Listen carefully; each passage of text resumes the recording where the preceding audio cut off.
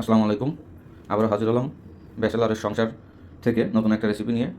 আজকে খুব সহজে একদম কম খরচে পেঁপে চচ্চড়ি দিয়ে রাতের ডিনার সারবো। আমি এর জন্য পেঁপে অলরেডি কেটে রেখেছি, সাথে পেঁয়াজ, মরিচ, রসুন রেখেছি। এখন রান্না শুরু করব। কড়াইও রেডি।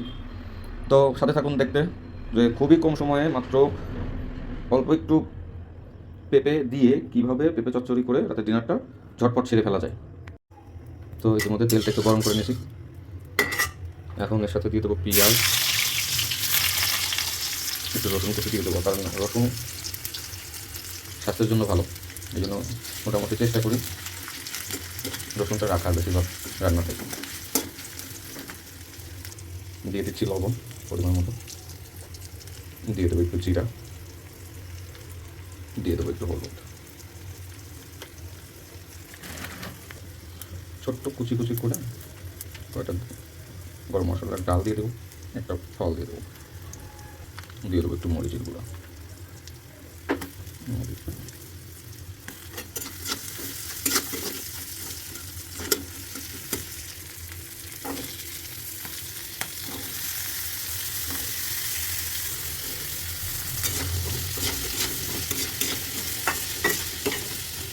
সব কিছু দিয়ে পেঁয়াজ, রসুন, তারপরে জিরে, গরম মশলা, কাঁচামরিচ, লবণ, হলুদ সব কিছু মিলে দিয়ে এখন এটাকে একটু ভালোভাবে নাড়াচাড়া করে এরপরে কিছুক্ষণ পরে পানি দিয়ে ঢেকে দিতে হবে।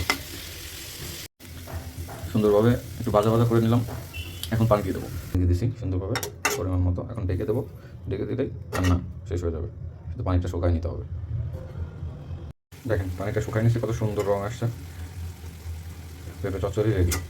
তো এইভাবে বিভিন্ন ব্যাচেলারদের রান্নার জন্য সহজ রেসিপিটা দেখতে অবশ্যই আমার ব্যাচেলারের সংসার চ্যানেলটিকে সাবস্ক্রাইব করবেন। ধন্যবাদ সবাইকে। আসসালামু আলাইকুম।